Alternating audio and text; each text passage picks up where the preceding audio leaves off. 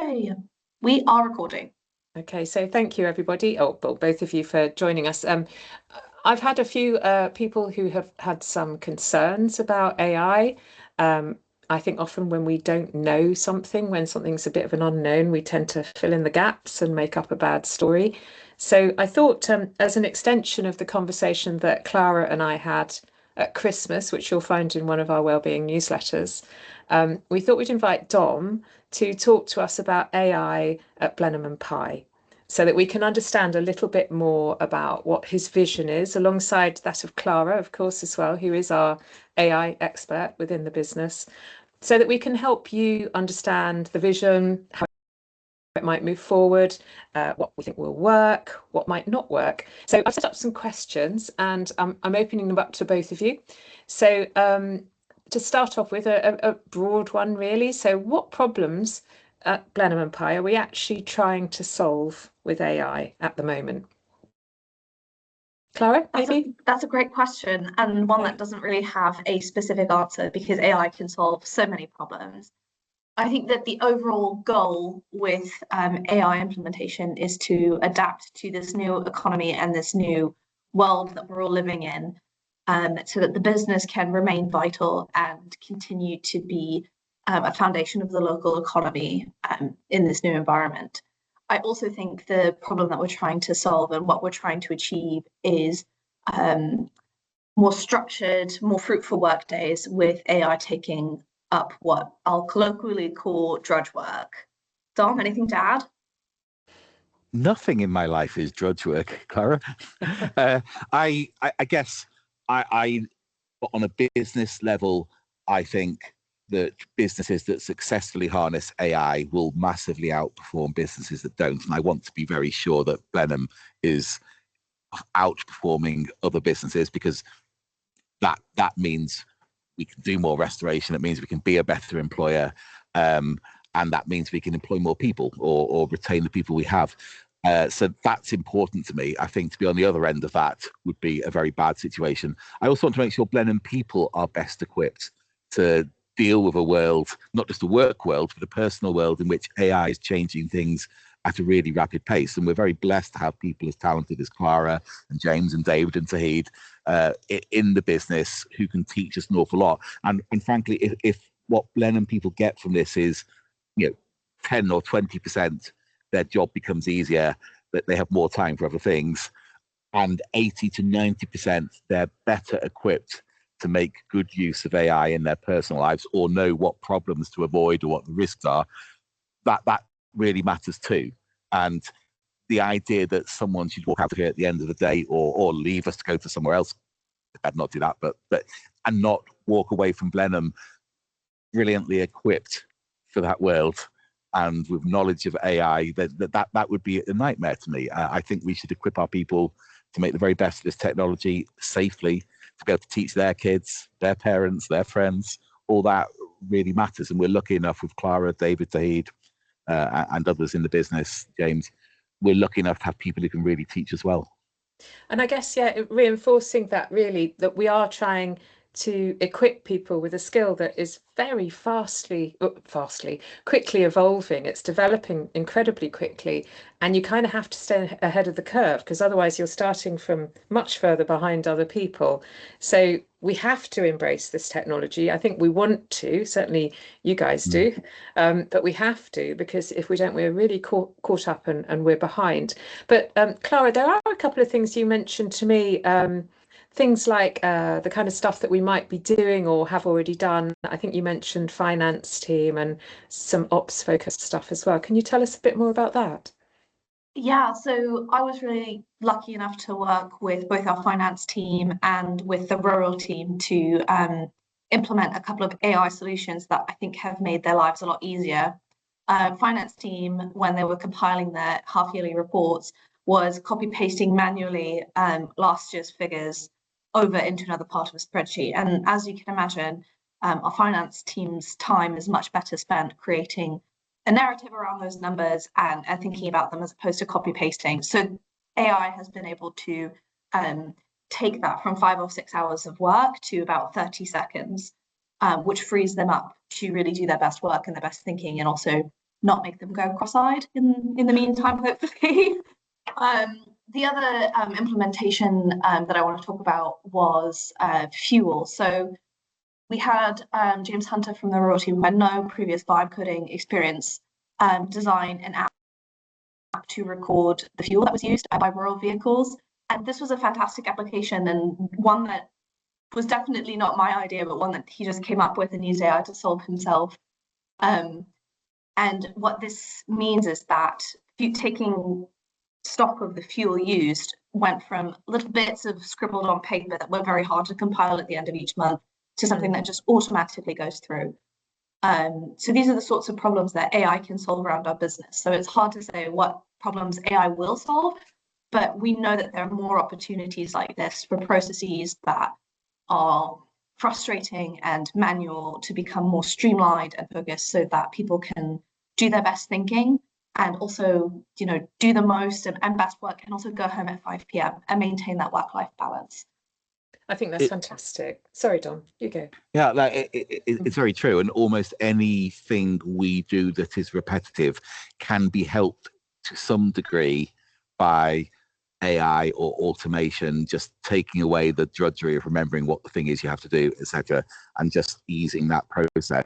And yeah, I go home at 5 a.m. but I go home and I mess with AI because I'm sad like that. But the dream is that people go home because of the help of AI, free and clear, to see their kids' school play, or to go read a book, or go to the theatre, or whatever it is. It is not designed to run amok through your life. It's there to give you some of your life back while doing great work. That work-life balance, which is something that we talk about a lot in well-being, we do need to have that separation. If you have a particular joy with AI, Dom, then that's your hobby, and that's fine too. Other people, like you said, might go to the theatre. And it's interesting because when we were preparing for this talk, Dom mentioned Google Gemini, and I looked it up actually after you told me, and I put my year, because I've got my accounts coming up at the end of the month. I put all I ran off a CSV file of my bank statements, and it did my accounts for me. That's really? a win. Yeah. Fantastic. I put in a template and I said I want it to look like this and follow these columns, and it looks great. My accountant will tell me if it's not, but it saved me so much grief because I have dyscalculia and I can't use numbers. So thank you, Dom. And it literally took 5 minutes.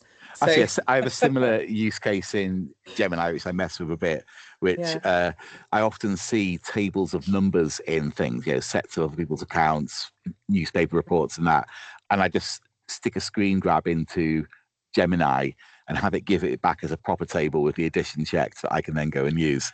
And it saves me so much time. It's astounding, and it's a kind of an extension of what you were saying about we're upskilling as a business, but we're also upskilling people.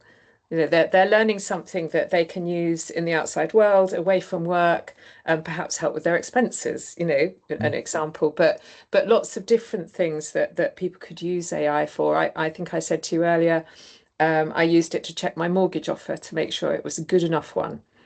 So it's got lots of uses, and as a business, we're promoting that and encouraging people to embrace it and understand it. And that's, as you said, Dom, we've got quite a big team actually of people, Clara, David, you, and various others, I think, who can give advice. I think, Clara, you're talking about doing some more drop-ins as well for people. Yeah, running AI surgeries. And what I really want to communicate is that no AI question is too small or too big. I really want to be available for anybody who has a question about AI, whether it's choosing the right tool to use or a bigger philosophical question about what this technology represents and where it came from. Machine learning has been part of Google search since 2001. It is a technology that's been around for a long time and yet hasn't. And so, it's normal to have questions about it. And I'd really like to help out my colleagues where I can. I think that's great, and I'm sure a lot of people will value that and use it. So I have another question for you. Where could AI enhance but not replace human relationships in the business? Who wants to answer? Shall I go first? Yeah. It's interesting, and I use AI in a certain way. I do a certain kind of job. A lot of that job involves making plans, long-term, short-term, getting trustees to sign off on those things, writing reports repeatedly to the teams here or to trustees. And a lot of that is what was the word you drudge work, yeah, in reality, and maybe 20% of that time is really spent truly thinking and talking and learning, listening to people, and 80% is spent writing it and checking how it's written, and yeah, I have automated a significant part of the construction and assembly process. So my time in that process is now absolutely focused on either answering on-screen questions, or sat with Heather, or sat with Roger, or sat with Roy, almost having a conversation about where a project's up to, and that being captured in AI and turned into a report that we then look at and say, is that fair? Have we missed anything? And so I've suddenly gone from 20% of the time spent talking and listening to people to 80% of the time. It's really focused on that. And in fact, that interestingly has made the outputs for our trustees far more conversational. And we just had two trustees meetings in the last week, which were far more engaged conversation about the issues we faced, and far less hearing me talk for ages of a report and then at the end saying yes or no. So I feel like my relationships are blossoming because so much more time is now spent talking to and listening to people and learning from them. And of course, that makes the job much more fulfilling as well, doesn't it? If you're not crunching numbers all the time and you're actually spending time with people, and you've got that time to be creative as well. I want to automate what happened this year, PPDs, because like that should be the ultimate people conversation, learning, you know, what Clara's up to, what she wants to do next, what advice I would give, etc. But the reality of our system is an awful lot of time is spent with Clara typing up notes for that. I'm using Clara as an example because she doesn't actually report to me, but or me writing up replies and that. And I want to turn that process around. So that's a 20-80 becoming an 80-20 of 80% of the time should be proper conversation, proper learning conversation with Clara, not her typing something up or me typing something up. And so I have to get to that as soon as we can, because they should be the best of conversations. These are the conversations which aren't purely work. These are conversations about what Clara wants to do in life, or what I worry about in life, and they should dominate the appraisal dialogue. They don't today, but I can see changes coming down the line, which means they are absolutely central to it. And having those conversations aren't a grown admin compliance burden, but are actually, this is how we progress together. You know, let's have another chat, you know. I think that's really great. Yeah, it sounds like a really positive thing to do. So Clara, there's a bit of a task for you in the coming year. Don't tell HR. I just said all that. We're going to edit that out, right? Are we? Apparently not. Okay. So, another question. Oh, sorry. Go ahead. I just have an example from my own life. When I'm not implementing AI or running AI workshops or designing tools to help people, which is really what I like about my job. I also do quite a lot of data analytics. And so I spend a lot of time troubleshooting our database or the Excel spreadsheet or the Power BI report. And if I was doing it like I used to do without AI and doing it totally manually, things would have taken me 5 or 6 hours, 5 or 6 days to debug. But now with AI, it takes me 5 or 6 minutes, which allows me to spend more time face-to-face with people as well. Mm-hmm. Yeah, it's interesting, isn't it? Because also another thing that you mentioned to me this morning when we were preparing was this concept of cognitive debt. And I'm quite interested in that, because although you're using it for a very good purpose and it's very fast, is it actually kind of making your brain a bit mushy? Well, Dom's is, obviously. You're nodding. The answer is yes, but I'm going to qualify that a little bit. There was a study out of MIT in Boston last summer that talked about this notion of cognitive debt. And the study basically asked 3 groups of people to write essays and evaluated using scans of their brains how cognitively engaged they were with the task. And so obviously people who use AI were much less cognitively engaged. They didn't really remember the essay that AI had written for them. And there was this notion of them being less interested and less engaged in the task and less focused. And so there is this idea of cognitive debt. And that's why we've run such an extensive education program, so that people are equipped with the tools to decide when to use AI. So it's a great idea to use AI to speed up a process that you're already familiar with and feel comfortable fact checking. But if it's something that you are totally sort of new to, and you really need to learn it well, don't ask AI to do the whole task for you. Ask it to teach you, because it does change the way that your brain works and functions. Okay, I find it that there are absolutely times in the last 6 weeks where I have felt exhausted by having 3 or 4 AI processes running at once as I've been preparing papers for 2 different meetings, or testing a complex financial model against the paper I'm writing, etc. And you do find yourself chasing this hamster wheel occasionally of, about to go home, right, what tasks can I offload to AI to get on with, which I can then pick up when I get home. This is like, I say it end to end, and people, you're rightly shaking your heads and thinking he's crazy, but you get addicted to that, and you almost feel guilty for getting up and going home without having set something running to go overnight. And you do have to be careful. Go back to why we do this. It is partly so we can do great work, but that we can go home on time and know we've done a great piece of work. Now let's go and enjoy ourselves with whatever passion is our passion. So it's a welcome note of caution from our CEO there, then, I think. Well, Kirsty passed me an article last week while I was in the middle of something, which was based on 75% of CEOs feel completely frazzled by the use of AI. I thought, I wonder why she's giving me that. Yeah, definitely looking after you. So another question for you. How do we ensure AI is used safely, ethically, and transparently? In a word, training. So being confident and knowing what the risks are to using AI. It's not a free lunch. There are risks. Can allow people to really make the best choices for their personal situation when they decide to use it. I think the training program and attending training programs, ones that I'm running, ones online, to make sure that people are educated about AI and they have the tools that they need to make the best decisions for them, is paramount to making sure that it's used ethically and safely, and transparently. Dom has done a great job of informing us that stuff that he produces is helped with AI.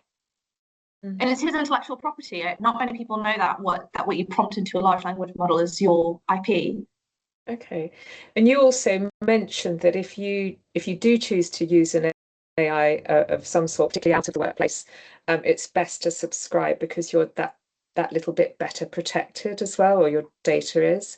But also you mentioned using Copilot as well.